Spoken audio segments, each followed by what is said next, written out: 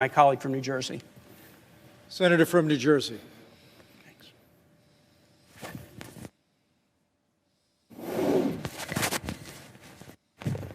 Mr. Vice President, I can only think of 2 times in American history that individuals laid siege to our Capitol, stormed our sacred civic spaces, and tried to upend and overrun this government. One was in the War of 1812, and the other one was today. What's interesting about the parallel between the two is they both were waving flags to a sole sovereign, to an individual, surrendering democratic principles to the cult of personality. One was a monarch in England, and the other were the flags I saw all over our Capitol, including in the hallways and in this room, to a single person named Donald Trump. The sad difference between these 2 times is one was yet another nation in the history of our country that tried to challenge the United States of America.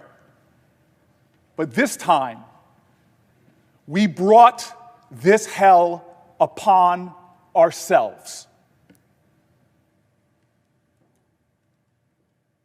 My colleague from Texas said that this was a moment where there were unprecedented allegations of voter fraud. Yes, that is true.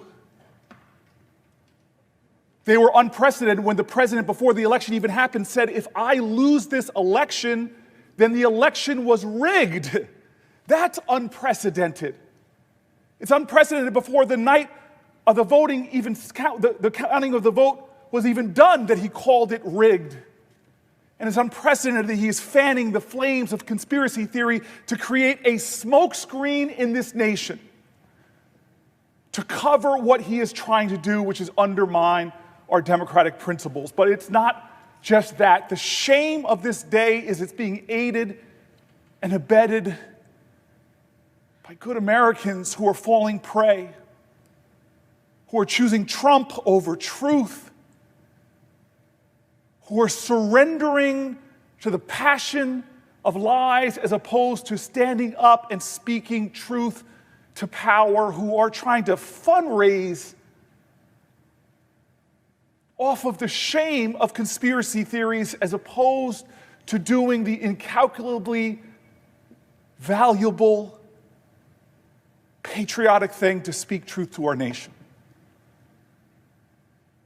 Our democracy is wounded, and I saw it when I saw pictures of yet another insurgency, of a flag of another group of Americans who tried to challenge our nation. I saw the flag of the Confederacy there. What will we do? How will we confront this shame? How will we confront this dark second time in American history? I pray that we remember a Georgian.